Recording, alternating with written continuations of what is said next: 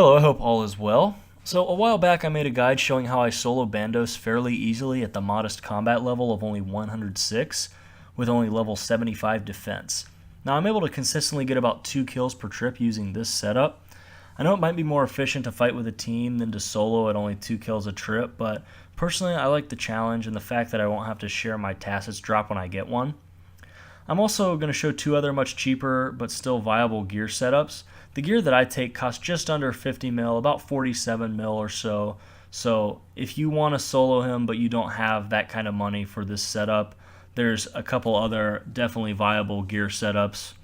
When soloing Bandos, you'll have Protect from Melee on the whole time, so you're looking to maximize both your magic and range defense. Personally, I think the Amulet of Fury is better than the Torture for Bandos because of the plus 15 magic and range defense bonuses. To me, that is better than plus 5 more slash and 2 additional strength bonus offered by the Torture. Getting the kill count for Bandos is really easy. It just takes about 5 minutes to do the 40 goblins. Then once you find an empty world, take a sip of brew, a sip of super restore, and super combat potion, and make sure your prayers are on before entering the boss chamber. I use a Bandos Godsword War Strike for special attack because it has the possibility with a successful hit of reducing your target's defense, which can be extremely helpful on a monster like General Grador. The Dragon Warhammer is better than Bandos Godsword for this purpose. However, at 62 mil versus 3 mil, I'm assuming maybe there's a good amount of players out there that can't afford a Dragon Warhammer, but that most people who would be soloing Bandos would be able to afford a Bandos Godsword.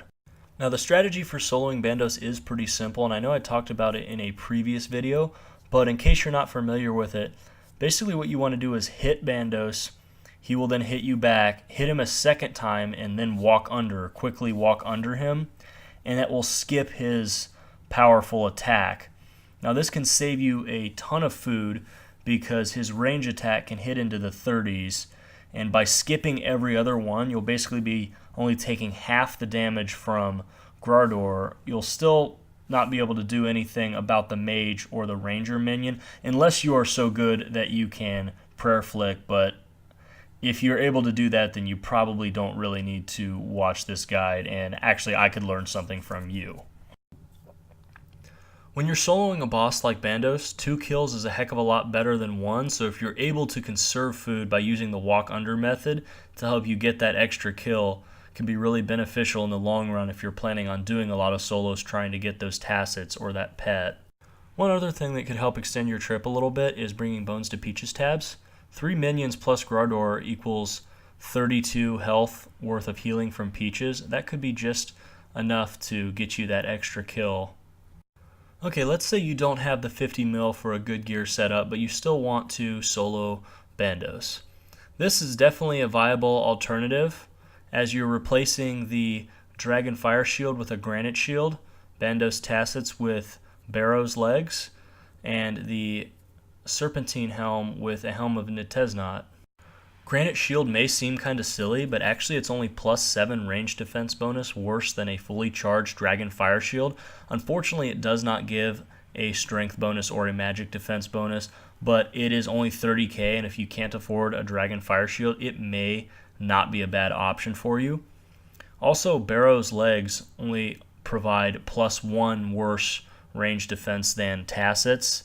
However, they do not provide a strength or prayer bonus, and you will need to make sure that you still have a Bandos item. I strongly recommend Bandos boots as they have a high range defense bonus. I tried this setup out a few times and was actually able to get 2 kills a trip most of the time with it as well. Not quite as consistently as with the more expensive setup that I showed first, but this one only costs about 13 mil as opposed to roughly 50. So it's much more affordable if you want to try to start soloing Bandos and you don't have the Tacits. You're honestly only giving up plus 19 range defense bonus and nothing in the magic category. However, you are missing out on the strength bonus provided by the Tacits and the Dragon Fire Shield. So what I'm doing here is a pretty decent strategy for conserving food for your second kill or subsequent kills after that. Now, there is an altar to Bandos in the boss chamber that you can pray at to recharge your prayer. However, you cannot use that if you are in combat. So if you are taking advantage of this little trick, you won't be able to get your prayer recharged. But what I do is kill the melee and range minion first and leave the magic one almost dead, and as soon as Bandos respawns, quickly kill the mage, and he won't immediately respawn, so you'll be able to fight Bandos a little bit with just the melee and ranger minion out. And therefore, if you're dodging every other attack from Bandos, you're really only taking damage from the range minion and every other one of Bandos' attacks. So unfortunately, the mage does respawn, but you will get a little bit of downtime from him. And I'm not sure if this outweighs or this trade-off is better than getting your prayer recharge. I guess if you bring an extra prayer potion, you won't really need the pray at the altar, so this may actually be a pretty good way to save food. Okay, so lastly we have our full-on welfare setup. Now for this, we're saying that we can no longer afford that Fury, the Carol's Leather Top, or the Bandos Godsword. We'll be using the Dragon Halberd as a spec weapon instead.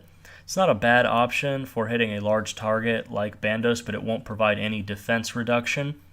This setup overall is giving up 41 range defense points over the expensive setup, as well as 30 for magic defense points.